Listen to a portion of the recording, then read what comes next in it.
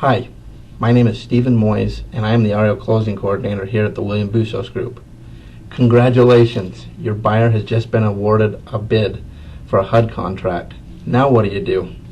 Well, I don't want you to be afraid, but I want you to know that our number one priority here is to make sure that you and your client get the contract submitted back to HUD correctly with no errors.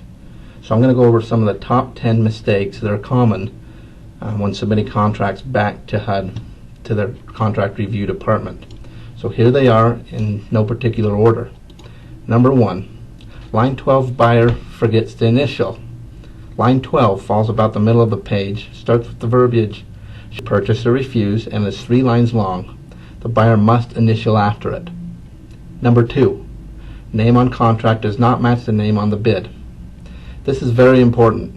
The name on the contract must be identical to the name that was submitted on the bid on HUDhomestore.com. No exceptions. Number 3, financing type on the contract should be allowed based on the way the property was advertised on the bid. Again, whatever financing information was submitted with your client's offer on HUDhomestore.com must be identical to the financing type of the contract. No exceptions. Number 4, lead-based paint addendum. Broker must initial where required. They use check marks instead of initials. Agents, we should all know this one. On the lead-based paint addendum, we do not check, we initial. Number 5, lender letter does not indicate all the required items. Long list. If you need this list, email our office and we can provide it to you. If your lender letter does not include this, your contract package will be rejected.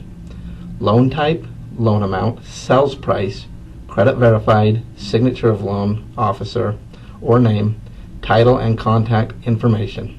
There's a high percentage of lender letters that are not in compliance. Again, email our office if you'd like this list. Number 6, money orders or other certified funds for earnest money must be made payable to the buyer's select closing agent. Cashier's checks cannot be made out to the asset management providers, Home Telos, Matt Martin, or PEMCO. They are also not to be made out into the name of HUD, your buyer, or your brokerage. They are made out to the title company that your buyer selects. There are no exceptions here. Number 7, dollar amounts on lines 5, 6A, 6B, and 7 do not match the bid. Items 5 to 7 cover seller closing costs, commissions, and the net amount to the seller. I don't think I have to expound on this item, but I will. Whatever information was submitted with your client's offer on HUDhomestore.com must be the same information reflected on the contract. Number 8, buyer's broker signs in HUD's space. Please have your buyer and broker sign in their designated places so HUD can sign their designated line. Remember, all signatures in blue ink. Number 9, not following all instructions on the correction email.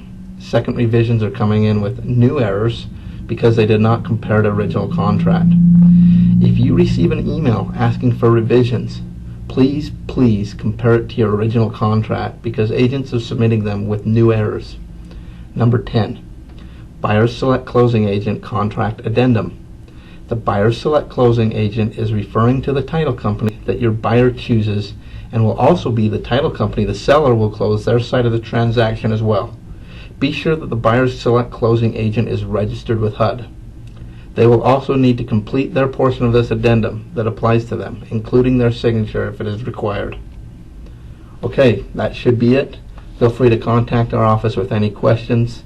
Contact me directly, and I'll go over anything that you have questions over. Thank you.